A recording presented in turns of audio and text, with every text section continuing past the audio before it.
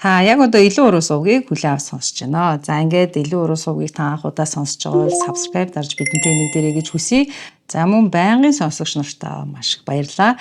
За ингээд өнөөдрийн маань дугаар ороход бэлэн болсон байна. Өнөөдрийнхөө дугаараар их тийм онцлогтой, эмгэнэлтэй атлаа инээдэмтэй юм шиг нэг тийм саяхан болсон буюу одоо энэ 2025 оны 7 сарын 6-ны өдөр болсон хэргийн тухай одоо оруулахар боллоо. За ингээд эхэлцгээе. Хятадын Нанжин хотод нэгэн нууцлаг эмэгтэй 1691 эрийг байлдан дагуулж чаджээ. Тэд ихэнх үедээ хоорондоо чааталж дараагаар нь биечлэн уулзаж бүр дотн харилцаатай байсан ч уулзаж буй эмэгтэй нь яг үнэндээ эрэгтэй хүн байсныг хэн ч мэдээгүй байдаг. За энэ дур булаам хадагтай бол яг үнэндээ 60 настай эрэгтэй хүн байсан. Тэрээр 3 жилийн турш гадаад төрхөө эмэгтэй хүний дүрд хувиргаж танилцах сайтанд бүртгүүлж олон зуун ирчүүдийг өөртөө нь биечлэн уулзахыг урьдсан байна. Хамгийн сонирхолтой нь тэрээр уулзсан ирчүүд бүртээ хамт байснаа одоо нууцаар видео бичлэг болгон бичиж авдаг байсан. Дараа нь эдгээр бүх бичлэгүүд Хятадын олон нийтийн сүлжээнд цацагдж олныг зочирдуулсан асар их маргаан үсгсэн хамгийн ихээр сенсац тарьсан сэдэв болсон юм. За тэгэхээр яг юу болсон юм бол эрэгтэй хүний дүрээ хувиргасан өнгөлн далдалтанд 1691 ирчүүд яаж хууртагдсан байх вэ? Энэ бол Хятадын олон нийтэд ил болсон хамгийн хачирхалтай түүхүүдийн нэг юм. 2025 оны 7 сарын 6-ны өдөр Хятадын Нанжин хотын цагдаа нар 7 хоног үргэлжилсэн мөрдөн байцаалтын эцэст 60 настай Жао гэх эрэгтэйг албан ёсоор саатуулсан тухай олон нийтэд мэдээлсэн. За саатуулсан шалтгаан Жао хэдэн жилийн турш эмэгтэй хүний дүрд тоглож 1600 гаруй эрэгтэйг цахим сүлжээ ашиглан хууран мэхэлсэн хэрэгээр буруутгагдсан юм. Энэ хэрэг богино хугацаанд үндэсний хэмжээнд шуугиан тарьсан, шалтгаан нь маш энгийн итгэмээргүй аргаар зайлмих ашигласанд байв. 1600 гаруй эрэгтэй Жао дотн харилцаанд орж буй бичлэгүүд хориотой секс бичлэгийн платформуд дээр цацагдсанаар хэрэг анх илчлэгдсэн байна. Бичлэгнээс нэгэн хүн өөрийгөө таньж тэр даруй цагдаад мэдгдсэн. За цагдаа нар эхэндээ бол ганц л бичлэг интернет орчинд хориотой секс платформ дээр тавигдсан байгаа юм байна гэж үзэж байсан ч хэргийг наривчлан шалгаж эхлэхэд илүү ноцтой олон зуун бичлэгийг илрүүлж IP хаягаар нь хайсаар агаад хэрэгтэн олж тогтоосон байна. Хэрэгтэн бол танилцах сайтанд бүртгэлтэй гадаад төрхөөс нь харахад дунд иргэм насны Хон гэх эмэгтэй байсан. За Хон гэх эмэгтэй яг үнэндээ Нанжин хотын захад бага орлоготой дүүрэгт амьдардаг 60 настай Жао хэмээх эрэгтэй хүн байжээ. Жао өмнө нь ариутгалын компанид ажиллаж байгаад эрүүл мэндийн асуудлаас болж эрт тэтгэврт гарсан байна. Тэрээр гэр бүлгүй, ойр дотны хүнгүй, айлын доод давхрын өрөөг түрээсэлж ганцаараа чимээгүйхэн амьдардаг, хөршүүцтэйгээ бараг харьцдаггүй хүн байсан. Түүний гадаад төрхийг харахад бие султай, гэрээсээ бараг гардаггүй хөгшин эр хүн шиг одоо харагддаг байсан ч хаалганы цаана тэрээр огт өөр амьдралыг бий болгосон байв. Жао танилцах сайтн дээр өөрийгөө Хон гэх эмэгтэй хүний одоо нэрээр бүртгүүлж дуу цөөтэй, даруухан, гэрлээд салсан эмэгтэйн дүрээр өөрийгөө тодорхойлж удаан хугацааны романтик харилцаа тогтоохыг хүсч буйгаа илэрхийлсэн байна. За танилцсан ирчүүдтэйгээ харилцах түүний арга барил бол их нарийн байсан. Хон учирсан ирчүүдээсээ бол хизээч мөнгө нэхэж байгаагүй. За дээрээс нь тэдэнд зохисгүй саналыг хизээч тавьж байгаагүй байна. Харин тэр цахимаар танилцсан ирчүүдтэй биечлэн уулзахыг санал болгож өөр дээр нь зочилж ирэхдээ талархлын бяцхан бэлэг авчрахыг хүсдэг байсан. Жишээ нь хайрцагтай сүү, газта, ундаа, жимсгэн эсвэл бүр ургамлын тос гэх мэт энгийн хэрнээ даал дутхтай зүйлсийг авчирж өгөхийг санал болгодог байсан байна. Ирчүүдээс илүү зүйлс одоо хүсдэггүй харилцааны энэ стратеги нь Хоныг бол зөөлөн эмэгтэй гэсэн төсөөллийг төрүүлж итгэлийг нь олж авдаг байсан учраас тэдгээр ирчүүд түүнтэй биечлэн уулзахыг зөвшөөрдөг байсан. Харилцааны зөв стратегийн үр дүнд нийтдээ 1691 эрэгтэй хүн Хонгтой түрээсийн жижигхэн өрөөнд нь зочилж очин уулзсан байдаг. За тэд түүнтэй уулзаж хэсэг хугацаанд хамт суусан бөгөөд тэдний хинэнж чааталж байсан эмэгтэй нь 60 настай зүсээ хувиргасан эрэгтэй гэж сэжиглээгүй байдаг. Цагдаа нар Жаогийн түрээсийн өрөөнд нэгжлэг хийхээр орох үед ямар нэгэн төрлийн муудсан хурц үнэр үнэрсэн За өрөөнд дотор овоолсон жимснүүд байсан байна. Жуж, банан, тарвас, алим гих мэт ирсэн зочдынх нь авчирч өгдөг жимснүүд байсан. За Жао ганцаараа амьдардаг байсан учраас жимснүүдийг идэж баралгүй үлдээсэн нь муудаж ялзархад хүргэжээ.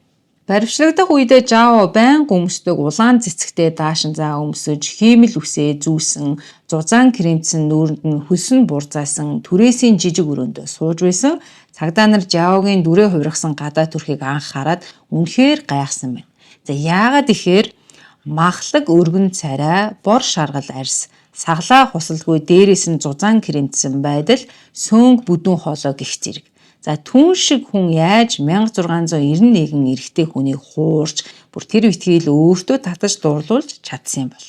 Нэмж хэлэхэд хамгийн сонирхолтой нь Хонгтой уулзсан хүмүүсийн ихэнх нь дараа нь түүнийг эрэгтэй хүн гэдгийг мэдсэн ч гэлээ түүн дээр дахин зочилж ирдэг байсан. За тэд яагаад ингэх болов? Сенсац тарьсан хэрэг ил болсны дараа ганц асуулт Хятадын олон нийтийн сошиал сүлжээгээр ширүүн маргаан үүсгэсэн 60 гарсан өвгөн 1691 эрийг хэрхэн хуурч мэхэлж чадсан бэ гэдэг асуулт бол гарч ирсэн байна. Жао өдөр бүр үүрийн 5 цагт босч зүсээ хувирахын тулд 2 цагийн турш нямбай бэлддэг байсан. Тэрээр хиймэл ус зүүж, хиймэл сормоос нааж, хиймэл хөх зүүж, 3 давхар крем нүүрэндээ дүрхдэг байсан байна. За жижигхэн түрээсийнхэн өрөөндөө асаасан бүдэгхэн шаргал гэрлийн дор Жаогийн эр хүний дүр төрх бүр мөсөн алгуулж оронд нь зөөлөн эмзэг эмэгтэй хүний дүрээр солигддог байсан. Танилцах сайтн дээр тэрээр сайтар засварласан профайл зургийг өөрийн худал бөгөөд товч танилцуулгын хамт ашигласан байдаг. За жишээ нь гэрлээд салсан эмэгтэй ганцаараа амьдардаг, жинхэнэ хайраа хайж байна гэж бичсэн байна. За тэрээр мөн интернет өөрийнхөө цахим интернет орчинд ч гэсэн өнөөдөр би гахаа мах шарлаа гэд хийсэн хоолныхоо зургийг оруулдаг байсан байна.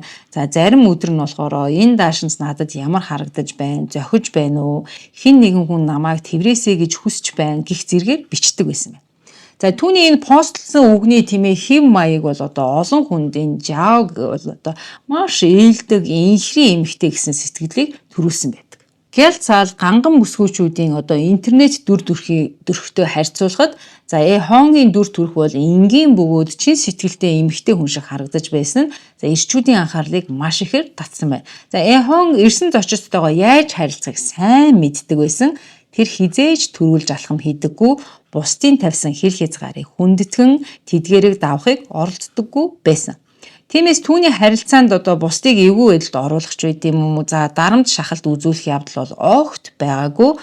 Тэр харилцан ойлголцлыг эрхэмлдэг байсан бөгөөд альва харилцаан дээр өөрийн эрх ашгаасаа илүүтэйгээр нөгөө хүнийхээ мэдрэмж тав тухыг чухалчилж авч үздэг байсан байна. Энэ байдал бол эрчүүдийг бол ерөөсөө шууд өөртөө татсан гэж үзсэн. Хон нөгөө талаараа эрчүүдтэй харилцах туршлагагүй эмэгтэй хүний ичимхий даруухан гэмгүү занг гаргаж байсан. Эрчүүд түүнтэй уулзахаасаа өмнө 7 хоног чаталдаг байсан байна. Гэрт нь зочилж ирэхэд бол түрээсийн жижигхэн өрөөний гэрэл нэвтэрдэггүй хөшгийг нь татсан, бүдэгхэн шар туяатай гэрлийг асааж, өрөөний үүдэнд сууж буй эмэгтэй чимээгүйхэн зочны гарт зөөлөн хурч угтдаг байсан байна. Энэхүү нууцлаг уур амьсгал нь нэг төрлийн сэтгэл хөдөлгөм, нууцлаг мэдрэмжийг эрчүүдэд төрүүлж, зочид ийм тааламжтай мэдрэмжийг өөр хаанаас ч мэдэрч байгаагүй гэж хожимо ярьжээ. Зарим хүмүүс түүнийг дүрээ хувиргасан эрэгтэй хүн гэдгийг мэдсэн ч гэсэн түүн дээр буцаж ирдэг байсан. Байнгын зочин болсон хүмүүс байсан бол харин зарим нэг хүмүүс ганцхан удаа ирээд дахиж очоогүй байдаг. Мөрдөх ажиллагааны үед нэгэн баримт илэрсэн байна.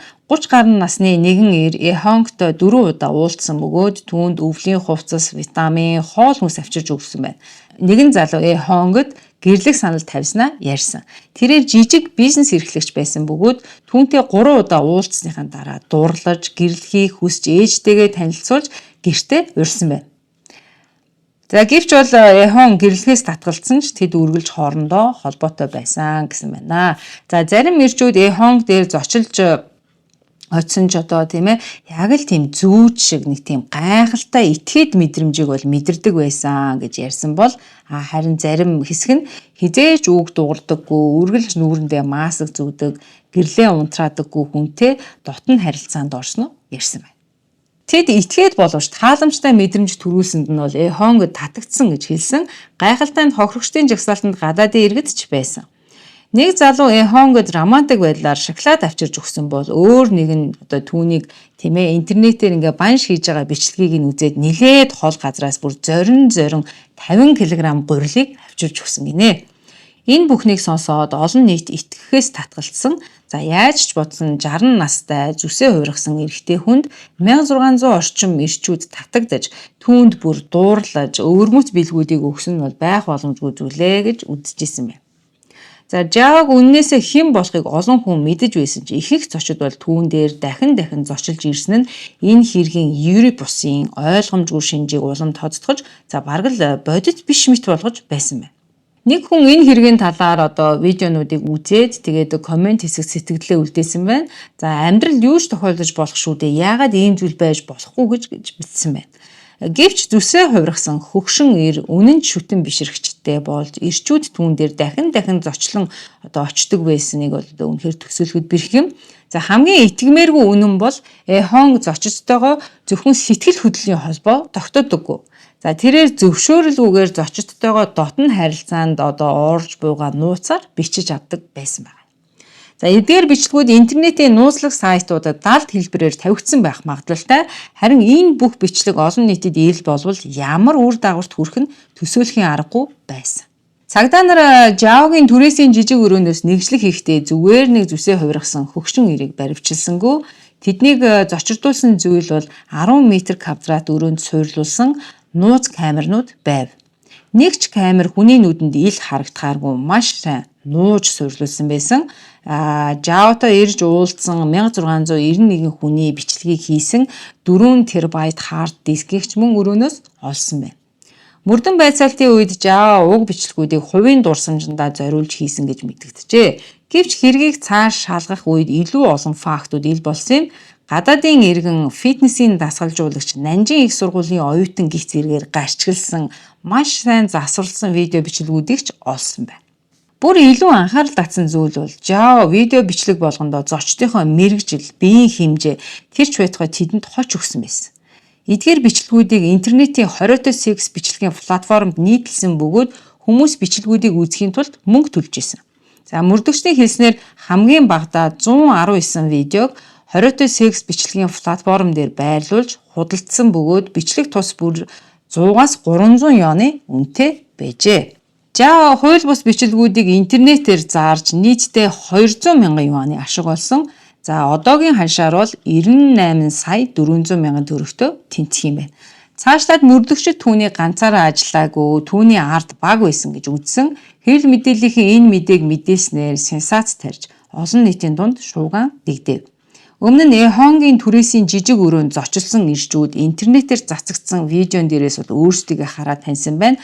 Зарим хохирогчдтой хамт ажилладаг байсан хүмүүс нь за эсвэл тэдний найз нөхд нь танилуд нь тэдний биен дээр байдаг одоо тийм өвөрмөц шивээс эсвэл тод мэнг хувцас хунар зэргээс нь бичлэгээс үзээд шууд таньсан байна. Нэгэн цагт багш, банкны мэрэгжилтэн, томоохон компанид дадлага хийж байсан оюутнууд хохирогч болсон. Бичлэг ил болсноор хохирогчид сэтгэл зүйн хямралд орж нийгэмд нүүр хийх газаргүй ичгэвтер байдалд орсон байна. Зарим хохирогчид нийгмээс өөрийгөө шууд тусгаарласан бол зарим нэг нь ажлаасаа чөлөө авсан. Цөөхөн хохирогчид одоо гадуур явж байхад нь хүмүүс одоо тэдний хэрцгийгээр доромжилж тохуурхан шоолсон байдаг. Үлдсэн хэдхэн сэтгэл санааны одоо гүн хямралд орж мэрэгжлийн сэтгэл зүйчэд ханджээ. Бүх хохирогчид нэгэн цагт хувийн дотн харилцаанд орсон нууцлаг явдал нь тийм ээ амьдралыг сүрүүлэх хэмжээний видео бичлэг болно гэж огт төсөөлөөгүй байдаг. За Хятадын сошиал орчинд Нанжин хотын зүсээ хувиргасан хөгшин иргэсэн гарчигтай видеонууд за цахим орчинд тавигдсанаас 48хан цагийн дотор 1.2 тэрбум хандлтыг авчээ. Олон нийтийн санал бодол энэ видео тавигдсанаас хойш 2 хуваагдсан. Нэг хэсэг нь Жаог хууль бус бичлэг хийж бусдад сэтгэл санааны хохирол учруулсан үндслээр хуулийн дагуу хатуу шийтгэл оноохыг хүссэн бол нөгөө хэсэг нь хохирогчдыг өөрсдийгөө хийсэн тэнэг үйлдэлээс болсон гэж шоолж исэн. Гэвч олон нийтийн үзэл бодол ямар ч байсан энэ хэрэг бол цахим орчинд бусдын хувийн нууцад халтсан ноцтой хэрэг юм аа. Үүний хариуд Нанжин хотын цагдаа нар шуурхан арга хэмжээ авч одоо баг байгуулад олон зуун сайтууд захин орчинд байршуулсан бичлэгүүдийг устгахын тулд томоохон платформудтай хамтран ажилласан юм. Цахимаар цацагдсан бичлэгүүдийн 90% устгасан боловч зарим бичлэгүүд гадаадын хууль бус сервер дээр байршсан учраас бүрэн устгах боломжгүй болсон. Мөрдөгчид Java-г баривчилж бичлэгүүдийг устгаснаар хэрэг дууссан гэж үзсэн ч бичлэгүүдэд нарийн хяналт хийж Java-гийн онлайн дансыг шалгаснаар бичлэг дээр гадаадын мэргэжлийн баг хамтран ажилласан гэх болзошгүй таамгийг дэвшүүлсэн байна.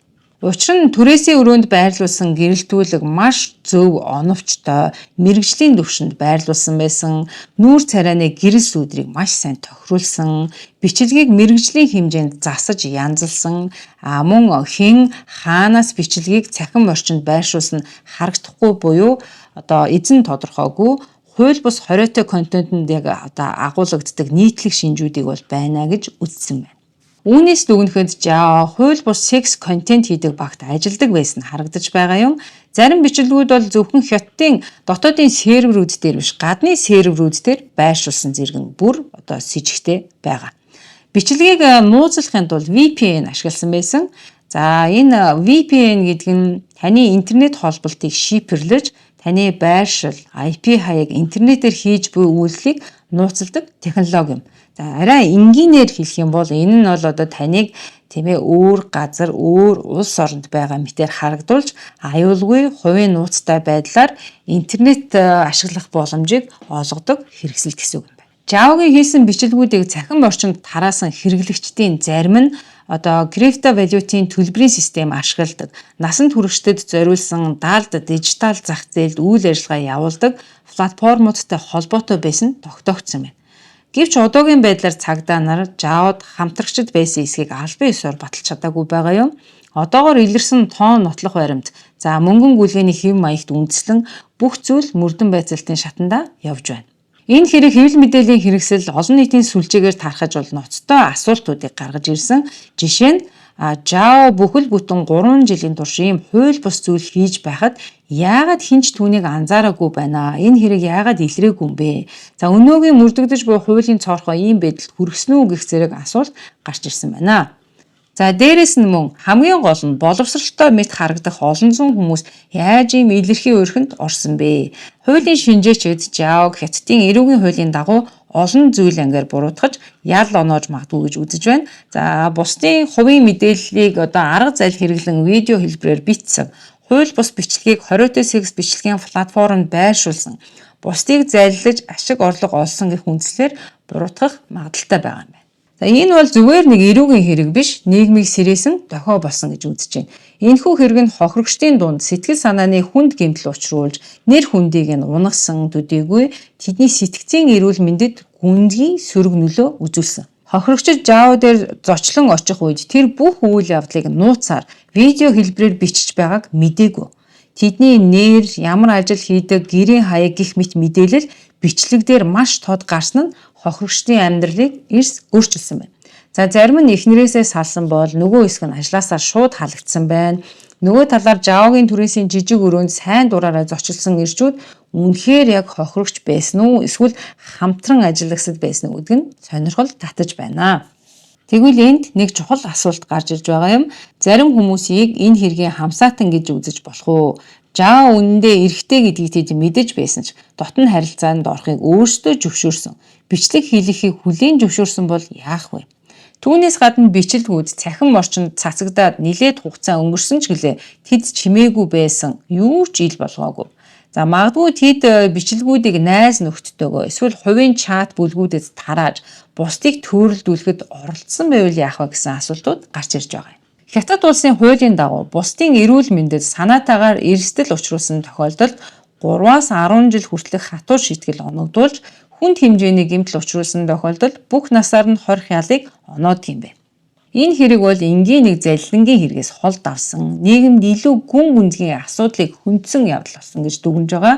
Зөвхөн ганц хүний хийсэн үйлдэлч биш, харин өнөөгийн нийгмийн эмзэг, хэврэг сэтгэл зүй, хүмүүсийн хоорондын харилцааны хомсдол ганцаардлын байдлыг илчилж өгсөн хэрэг гэж үзэж байгаа юм аа. Өнөөдөр маш олон хүн сэтгэл санааны хувьд ганцаардмал, хөндий, чимээгүй цөхрөл донд амьдарч байна.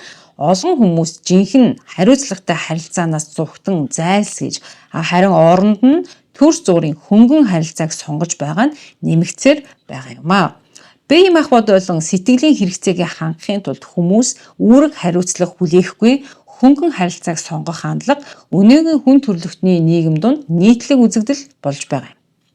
Шүүхийн тогтолцоо ийм төрлийн хэрэгүүдэд бодиттой үр дүнтэй шийтгэлийг өгч чадах болов уу?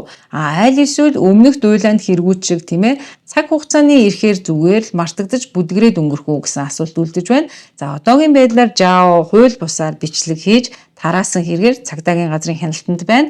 За мөн мөрдөн байцаалт үргэлжилж байгаа бөгөөд хэргийг тойрсон олон асуулт одоогоор хариулт олдоогүй хэвээр байгаа юм байна.